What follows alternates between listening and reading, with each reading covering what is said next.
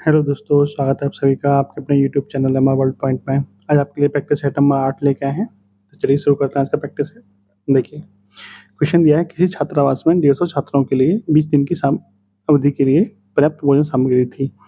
10 दिन बाद 30 छात्र छोड़कर चले गए, तो शेष भोजन सामग्री कितने दिन और चलेगी। देखिए देखिए यदि मान लीजिए कि जो 30 छात्र हैं वो यदि छोड़ के ना जाते हैं तो खाना कितने दिन और चलता। तो 150 छात्रों के हिसाब से खाना चलता 10 दिन और चलता। ठीक है, क्योंकि 10 दिन तो निकल चुके हैं, 10 दिन तो बचे। अब ये जो खाना बचा है इस खाने को कौन खाएगा। अब छात्र कितने बचे, 120 छात्र बचे।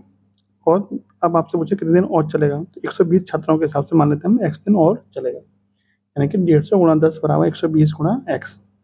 इसको सॉल्व करिए तो एक जीरो से ये वाला जीरो खत्म। 150 बराबर 120 इंटू एक्स।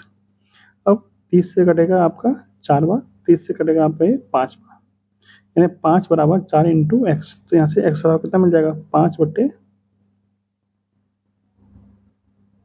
देखिए यहाँ पे थोड़ा मिस्टेक है, जीरो तो हमने काट दिया था ना, तो यहाँ पे खाली 12 बचेगा। ठीक है, 12 बचेगा तो 3 से काटेंगे तो ये 50 बार कटेगा, 3 से काटेंगे तो ये 4 बार कटेगा, यानी कि 50 बट्टे 4 कितना आ जाएगा, 12.5। तो इस क्वेश्चन का आंसर कितना आना चाहिए, 12.5 आना चाहिए। ठीक है, जो कि आपके ऑप्शन में नहीं है, जबकि राइट आंसर क्या है इसका, 12.5 ही है। देखिए नेक्स्ट क्वेश्चन क्या है, यदि किसी वर्ग का विकर्ण दोगुना कर दिया जाए तो उसका क्षेत्रफल कितना हो जाएगा। देखिए विकर्ण क्या होता है, जैसे मान लीजिए कोई वर्ग है, वर्ग क्या होता है, इसकी चारों भुजाएं क्या होती हैं, समान होती हैं और प्रत्येक भुजा 90 कोण पर होती है। ठीक है, यदि मान लीजिए जो वर्ग है उसकी भुजा क्या है, ए है, तो इसका जो विकर्ण होगा, विकर्ण क्या होगा, तो ए रूट 2 इसका क्या हो जाएगा, इसका विकर्ण हो जाएगा। ठीक है, आपसे पूछा है कि जब इसके विकर्ण को दोगुना कर दिया जाए तो इसका विकर्ण कितना हो जाएगा, जब दोगुना कर देंगे तो 2a√2 हो जाएगा। ठीक है, दोगुना करने पर 2a√2 हो जाएगा। तो उसके क्षेत्रफल पर क्या असर पड़ेगा। देखिए पहले इसका क्षेत्रफल क्या था, पहले इसका क्षेत्रफल था ए स्क्वायर। ठीक है, अब इसका क्षेत्रफल कितना हो जाएगा, क्योंकि 2a√2 में भुजा क्या है, भुजा इसकी 2a हो जाएगी, तो 2a का वर्ग कितना हो जाएगा, 4a स्क्वायर। यानी पहले ए स्क्वायर है, अब कितना है 4a स्क्वायर। तो क्षेत्रफल कितना गुना हो गया, इसका कितना गुना हो गया, तो इसका 4 गुना हो गया। ठीक है, ऑप्शन नंबर ये क्या है आपका राइट आंसर। ठीक है, यानी पहले भुजा यदि ए थी तो भुजा कितनी हो रही है, 2a। कंपेयर करोगे, इससे तुलना करोगे तो भुजा कितनी हो जाएगी, 2a हो जाएगी, क्योंकि ए क्या है, ए भुजा है, भुजा की तुलना करेंगे 2a हो जाएगा, 2a का वर्ग करेंगे तो 4a स्क्वायर, यानी कि पहले की तुलना में कितना हो गया है, 4 गुना हो जाएगा। क्लियर। नेक्स्ट देखिए,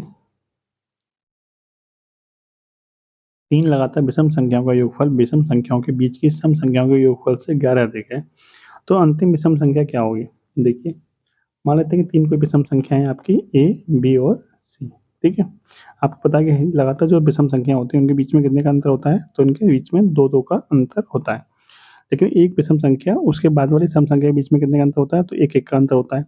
इसका मतलब इस वाली विषम संख्या और इस वाली विषम संख्या के बीच में जो सम संख्या होगी वो कितनी होगी, तो वो होगी आपकी a+1। क्लियर।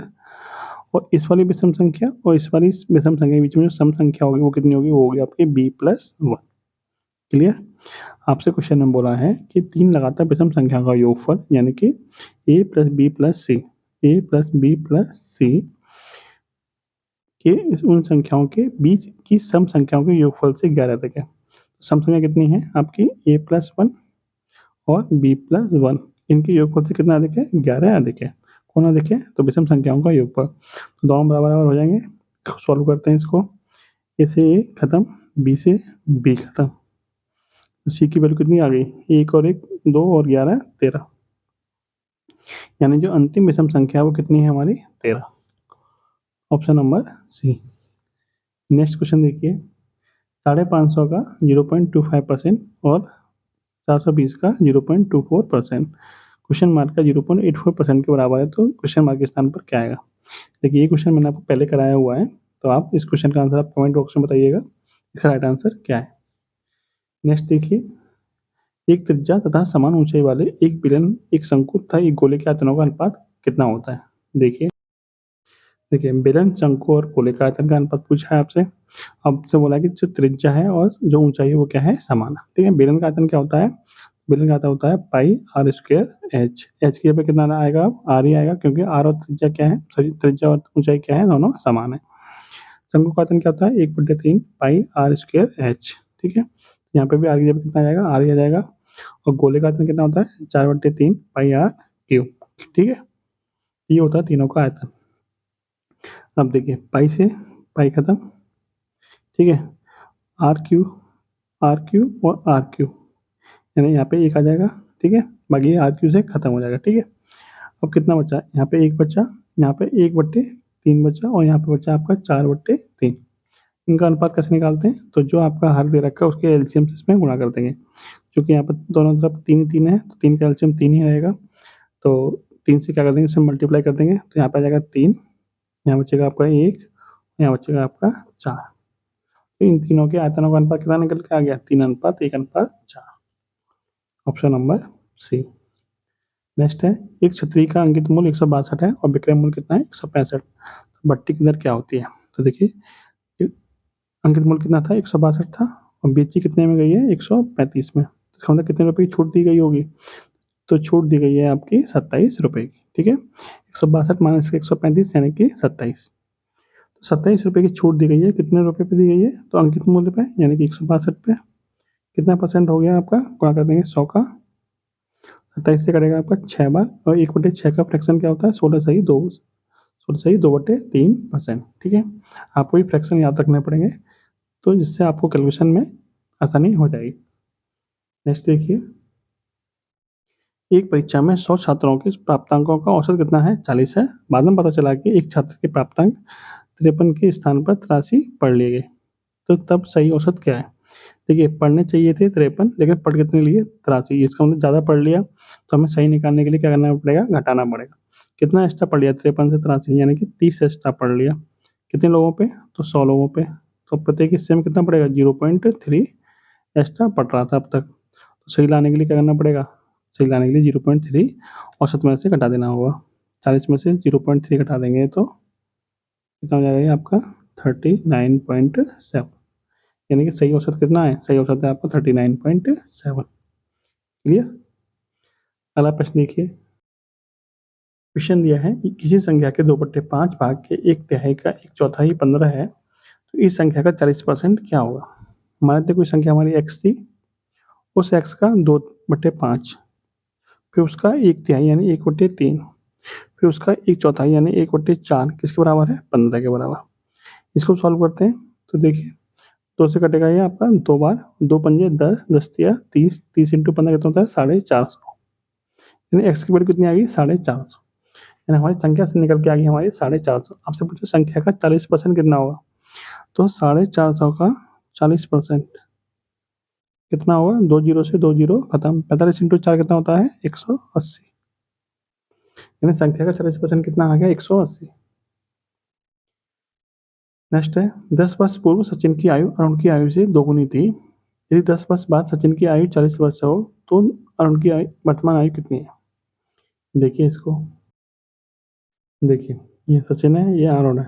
ठीक है, 10 वर्ष पूर्व दोनों की आयु का अनुपात क्या था, तो 10 वर्ष पूर्व सचिन की आयु अरुण की आयु से दोगुनी थी। यानी अरुण की यदि 1 है यूनिट तो सचिन की कितनी है 2 यूनिट इसकी आयु है। ठीक है, यदि 10 वर्ष के बाद सचिन की आयु कितनी है 40 वर्ष, इन 10 वर्ष के बाद सचिन की आयु कितनी है 40 वर्ष है, तो वर्तमान में कितनी होगी, तो वर्तमान में 10 वर्ष पहले यानी कि कितनी हो जाएगी 30 हो जाएगी, उससे भी 10 वर्ष पूर्व यानी कि कितनी हो जाएगी 20 हो जाएगी। ठीक है, यानी कि 2 यूनिट की वैल्यू कितनी आ गई 20, 1 यूनिट की वैल्यू कितनी हो जाएगी 10। आपसे पूछा क्या है कि अरुण की वर्तमान आयु, 10 वर्ष पहले अरुण 10 साल का था तो वर्तमान में कितने साल का होगा, यानी कि 10 इसमें और ऐड हो जाएगा, कितना हो जाएगा ये आपका 20 वर्ष। ठीक है, तो ऑप्शन नंबर आपका एकदम सही हो जाएगा। ठीक है, उम्मीद है समझ में आ रहा होगा आपको। नेक्स्ट क्वेश्चन देखिए, किसी छात्र को किसी भिन्न का 7/9 ज्ञात करने को कहा गया, उसने भूलवश उस भिन्न का 7/9 से भाग कर दिया तथा ठीक से 8/21 अधिक भिन्न प्राप्त की, तो सही उत्तर ज्ञात कीजिए। देखिए 7/9 ज्ञात करने को कहा गया, तो मान लेते कोई संख्या हमारी x थी, उसका 7/9 ज्ञात करने को कहा गया, लेकिन उसने क्या ज्ञात कर दिया, उसमें 7/9 से भाग कर दिया। यानी कि x में जब हम 7/9 से भाग करेंगे तो 9 ऊपर पहुंच जाएगा और 7 नीचे, और दोनों का डिफरेंस किसके बराबर दे रखा है 8/21 के बराबर। ठीक है,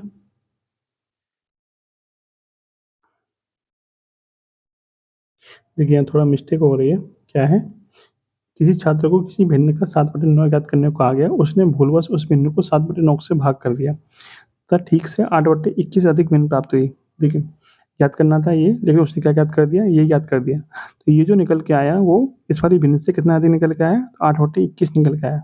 इसका मतलब ये जो एक्स गुणा 7/9 बराबर होगा वो एक्स इंटू 9/7 माइनस के 8/21 के बराबर हो जाएगा। क्लियर।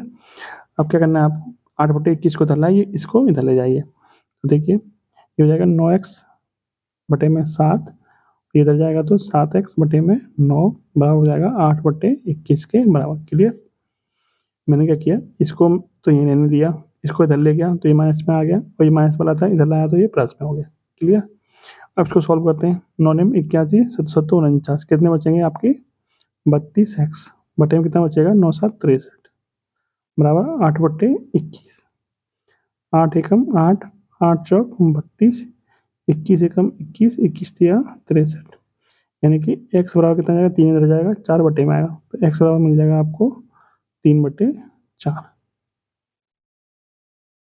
ठीक है।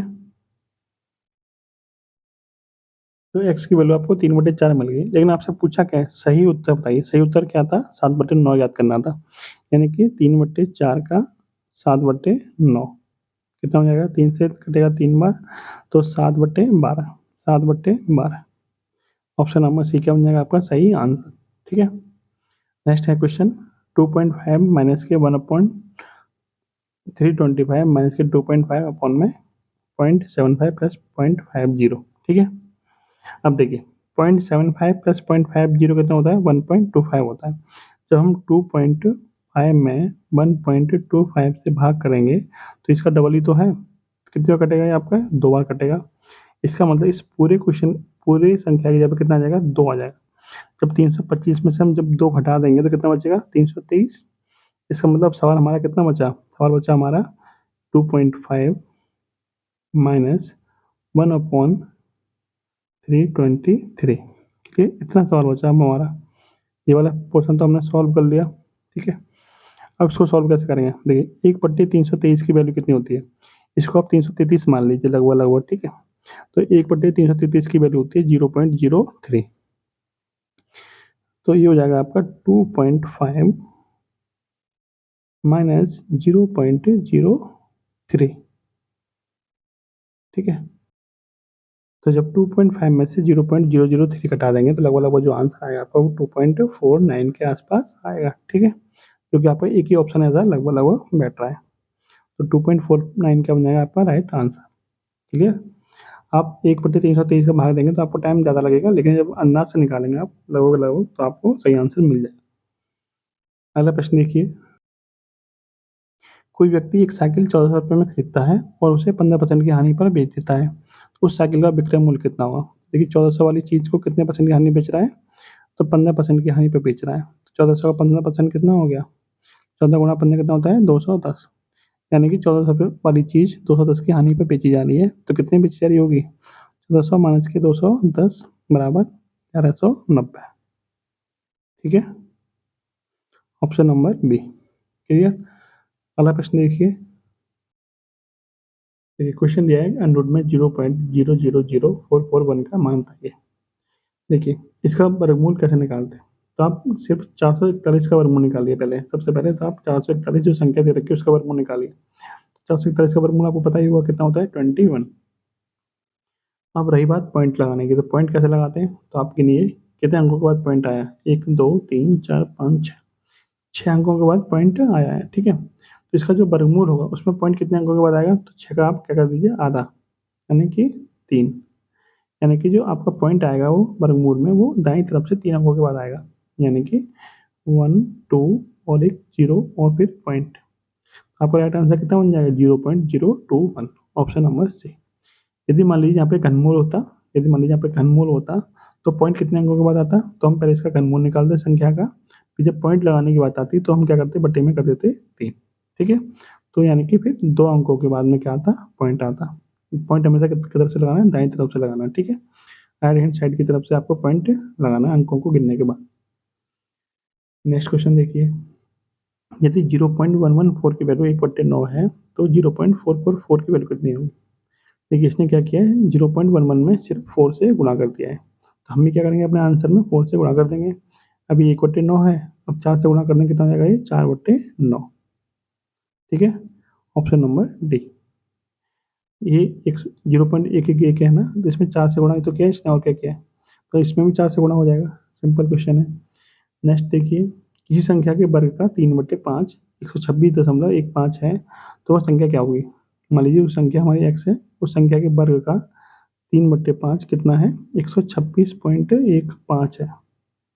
ठीक है, हमें एक्स की वैल्यू चाहिए। कैसे निकालेंगे एक्स की वैल्यू, देखिए यहाँ से हम पॉइंट हटाएंगे तो बटे में कितना जाएगा, 100, और 5 से कटेगा ये आपका 20 बार, 5 से कटेगा ये आपका 4 बार, 5 से ये कटेगा आपका 5 से कम 5 10 और 55 25, 5 10 और 5 या 15। ठीक है, और 3 से आपका कटेगा 13 24, 3 चौक 12, 3 एकम 3, यानी कि एक्स स्क्वायर बराबर हमें कितना मिल गया, 841।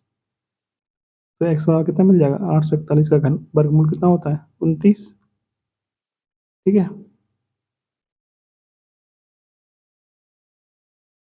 देखिए यहाँ पे ये बटे में 4 रह गया था ना, तो इसको बटे में 4 और रखिए, तो यहाँ बटे में कितना आएगा, 4, फिर उसका वर्गमूल में कितना आएगा, 2। 29/2 कितना होता है, 14.5। Option number C. ठीक है, अगला प्रश्न देखिए, यदि 2 बराबर एक्स प्लस 1/1 प्लस 1/3 प्लस 1/4 है, तब एक्स का मान बताइए। देखिए सतत भिन्न का क्वेश्चन है, इस तरह क्वेश्चन मैंने आपको बहुत कराए हैं। इस क्वेश्चन का आंसर आपको कमेंट बॉक्स में बताना है, इसका राइट आंसर क्या होगा। सिंपल क्वेश्चन है, आप नीचे सॉल्व करते रहिए इसको, आराम से आप ऊपर तक पहुंच जाएंगे। ठीक है, कमेंट बॉक्स में जरूर बताना इसका राइट आंसर क्या है। नेक्स्ट देखिए, दो संख्या का मासा 8 है, तो निम्नलिखित में से कौन सी संख्या ऐसी है जो उनका लासा नहीं हो सकती। तो जो भी लासा होगा संख्याओं का, वो मासा से हमेशा विभाजित होगा ही होगा। ठीक है, तो देखिए कौन संख्या जो 8 से नहीं कट रही है, तो एक ही ऑप्शन ऐसा है जो 8 से नहीं कट रहा है, यही आपका क्या बन जाएगा, राइट आंसर। अगला प्रश्न देखिए, यदि दो संख्याओं का योग 22 है, उनके वर्गों का योग 404 है, तो उन संख्या का गुणनफल कितना होगा। तो देखिए मान लीजिए दो संख्या हमारी ए और बी है, जिनका योग कितना दे रखा है, यानी ए प्लस बी दे रखा है आपको 22, और उनके वर्गों का योग यानी कि A square plus B square दे रखा है आपको 404। तो आपने फॉर्मूला पढ़ा होगा, ए प्लस बी का होल स्क्वायर बराबर A square plus B square plus के 2ab। बस इस फॉर्मूले में वैल्यू रख दीजिए। तो देखिए ए प्लस बी कितना था हमारा 22, 22 का वर्ग कितना होता है 484, बराबर हो जाएगा ए स्क्वायर प्लस बी स्क्वायर कितना दे रखा है 404 प्लस के 2ab। क्लियर, जब हम 404 को इधर लाएंगे, 484 में से घटाएंगे तो हमें कितना मिलेगा, हमें मिलेगा आपको 80, बराबर 2ab। तो ए बी बराबर हमें कितना मिल जाएगा, 80/2 यानी कि 40। तो दोनों संख्या का गुणनफल हमें कितना मिल गया, दोनों संख्या में गुणनफल मिल गया 40। क्लियर, कितना मिल गया 40, ऑप्शन नंबर ए। और आगे लास्ट क्वेश्चन देखिए, निम्नलिखित में से कौन सी संख्या पूर्ण वर्ग भी है और पूर्ण घन भी है, यानी घन घन भी है और क्या है, वर्ग भी है। 343, 125, 81 और 64। देखिए 343 क्या है, 7 का घन है, लेकिन ये पूर्ण वर्ग संख्या नहीं है, तो ये आंसर नहीं होगा। 81 आपकी 3 का पावर 4 है, 9 का वर्ग है, लेकिन पूर्ण घन नहीं है, ये भी नहीं है। 125 5 का क्या है, क्यूब है, लेकिन पूर्ण वर्ग संख्या नहीं है। और 64 क्या है, 8 का वर्ग भी है और 4 का क्यूब भी है, तो ये आपका पूर्ण वर्ग भी है और पूर्ण घन भी है। तो ये आपका क्या बन जाएगा, राइट आंसर। ये था प्रैक्टिस सेट नंबर 8। वीडियो आपको कैसी लगी कमेंट बॉक्स में जरूर बताना। जय हिंद, जय भारत।